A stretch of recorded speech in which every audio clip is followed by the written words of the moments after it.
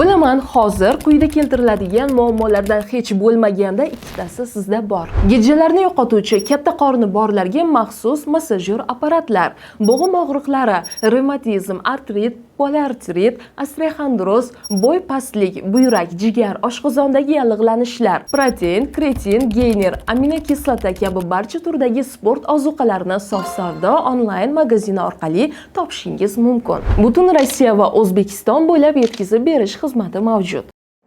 Assalomu alaykum aziz muxlis.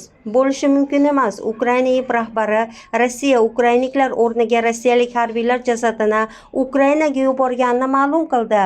Kiyevning ta'kidlashicha, Moskva topshirgan jasadlar orasida rus askarlarining qoldiqlari ham bor.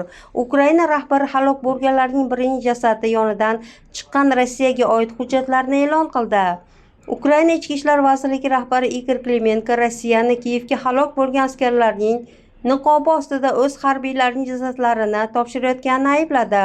U halok bo'lgan rossiyaliklarning birini hujjatlarini e'lon qildi. Uning ta'kidlashicha, ushbu jasad almashuv doirasida Ukrainaga topshirilgan.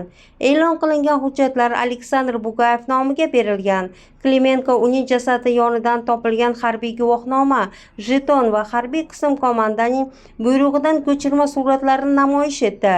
Shuningdek, vazirning so'zlariga ko'ra, Rossiya fuqarosi pasporti va harbiy xizmatchi guvohnomasi taloni topilgan. Klimenko marhumning qarindoshlari uni qidirishini mart oyining oxirida Donetsk oblastining rayonida g'oyib bo'lgandan keyin boshlanganini aniqlashga muvaffaq bo'lganini aytgan.